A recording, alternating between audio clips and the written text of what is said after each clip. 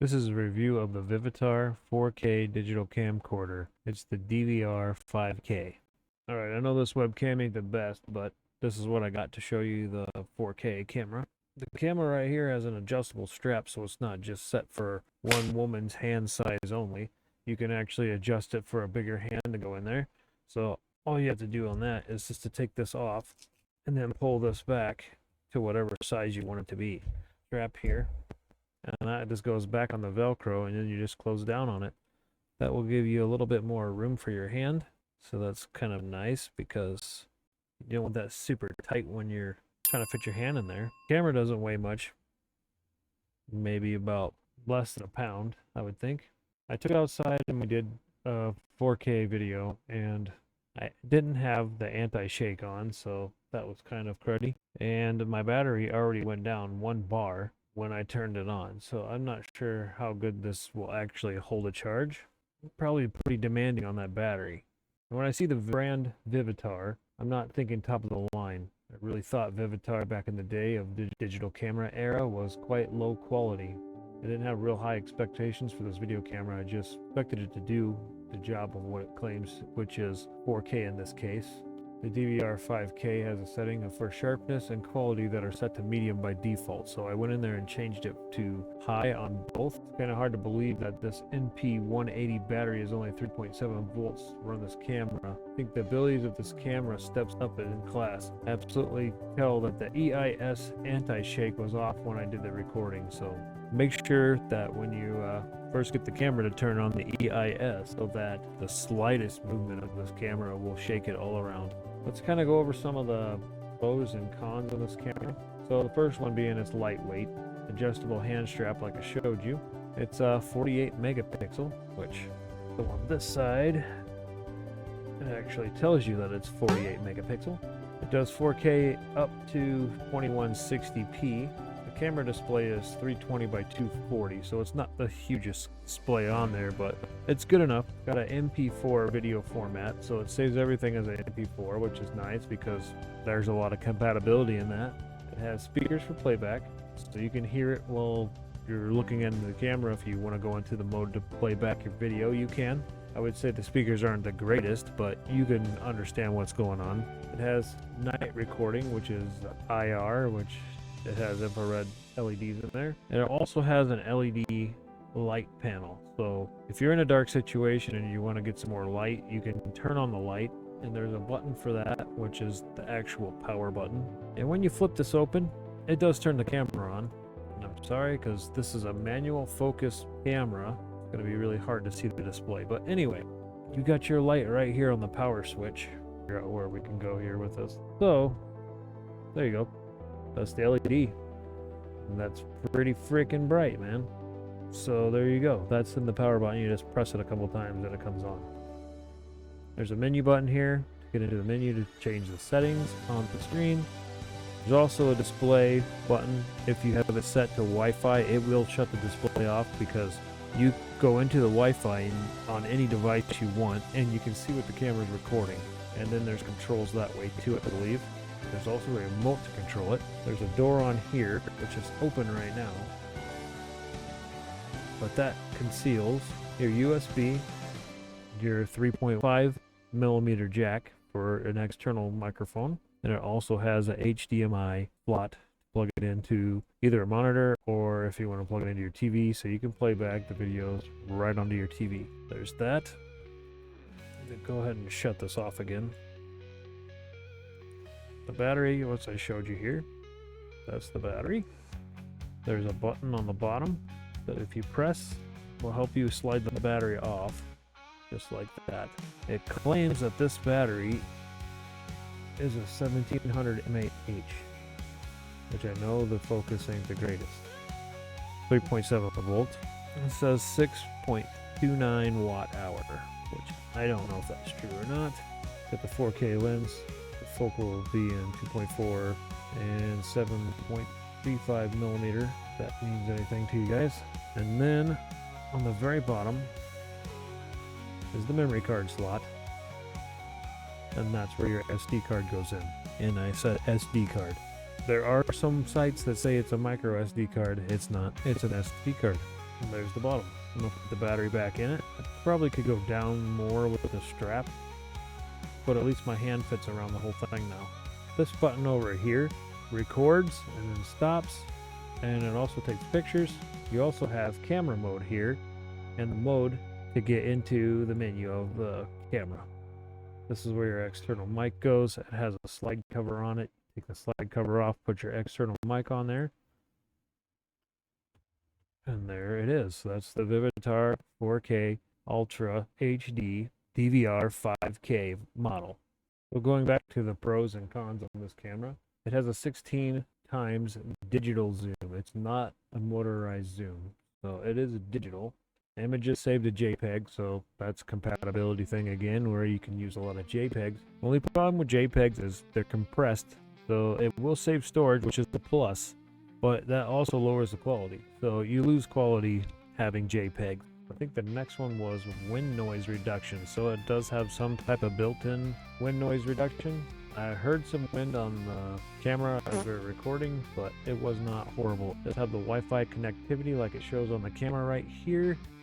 It has an internal stereo mic, so it does have pretty good audio recording. I actually did like the audio when I played it back on the computer. The max frames per second it can do is 60, and it also features slow motion recording, which I thought that was kind of cool. If you really want to know what you can do with slow motion recording, say you're trying to troubleshoot something and you can see it in real motion, but when you slow something down, you can actually tell what is causing it.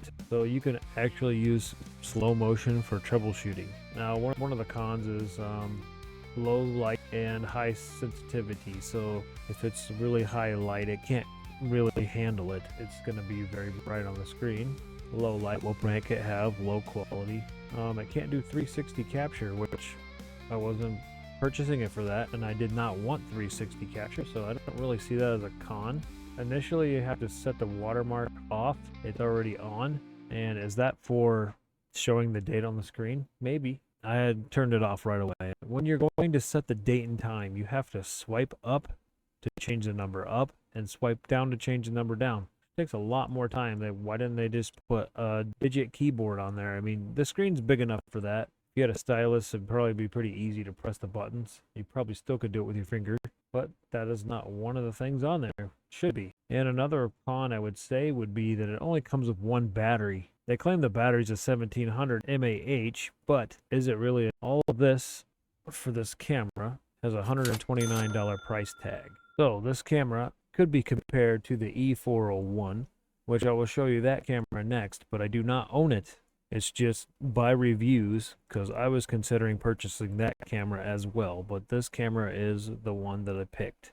And I'll show you the reason why with some of the pictures and reviews that people have left for it. So this is the DVR E401. This is the other camera, and it doesn't have quite the reviews that the DVR5K does. It has a price tag of $99.99, and what I've seen from it was that it has a lot of SD compatibility issues where people will try to record and it act like it records and it records nothing, or it won't format the card, it won't take the card. It just did not sound like a good camera to even deal with.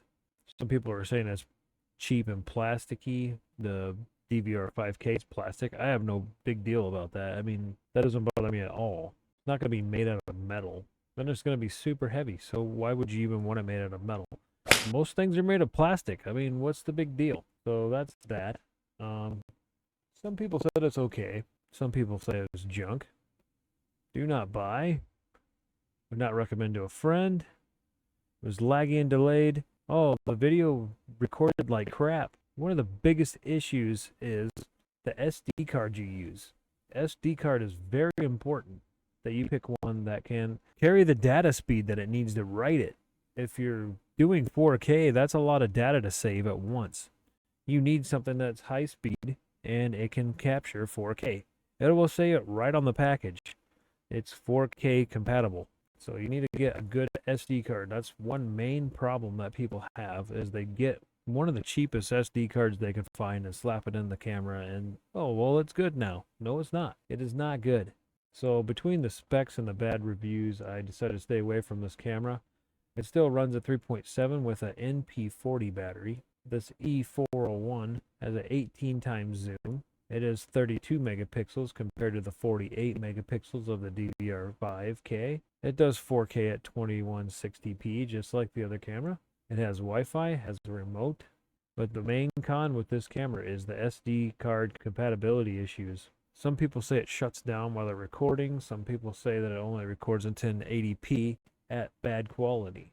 The E401 weighs about half a pound, and like I was saying, the SD card has to be of good quality and good speed to save the data of the camera while it's storing it. I would say that this camera, being the E401, has to be the lower end of the two models. So if I was to tell you guys to pick one of the two, the DVR5K would be my personal pick. That's the difference between the two of them. And I'm going to show you guys some of the video that I captured with the camera, and we'll go over the camera and what's in the box, the cell phone recording I did. So this is the first look at the Vivitar 4K digital camera. This is the DVR 5K version, and I'm going to be pairing it up with a Lexar Professional 128 gig SD card, and it is rated for 4K.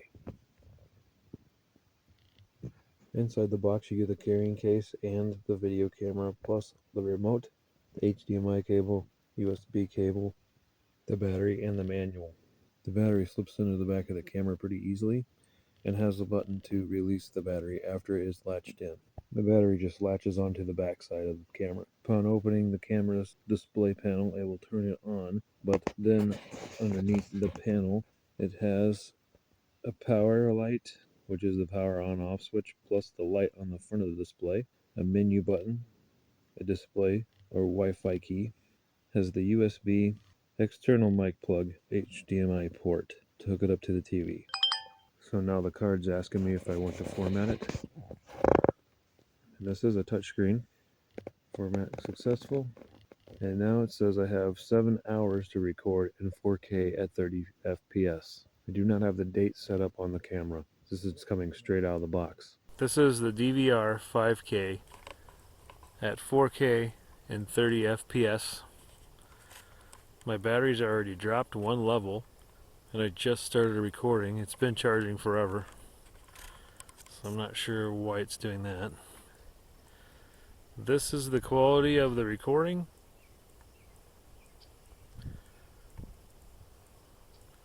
I want to know what it sounds like when you zoom in, if it's going to make a bunch of noise. So let's go this way. It didn't sound like it, but the switch kind of clicks when you let go.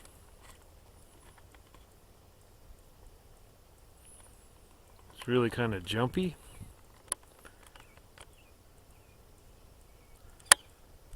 And does it take some of the quality away?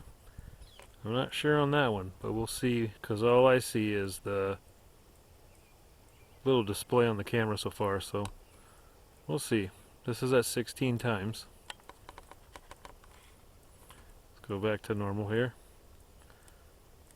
There's normal. And you can stop clicking that switch for the zoom if you keep your hand on it the whole time, but sometimes it slips. But this is the normal recording, 4K at 30 frames per second. So now it's a little windier and it's dark outside. We're going to see what the light panel can do and what the infrared can do. So this is infrared.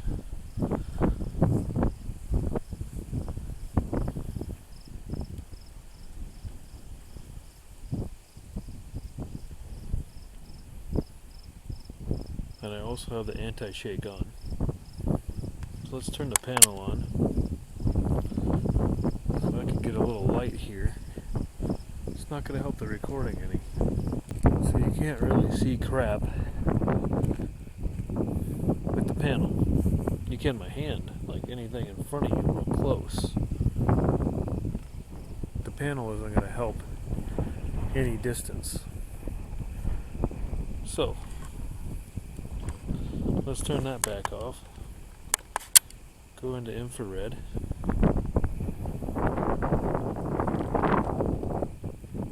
You still can't get very much distance out of it. What is it going to do for night sky? And you can't see anything.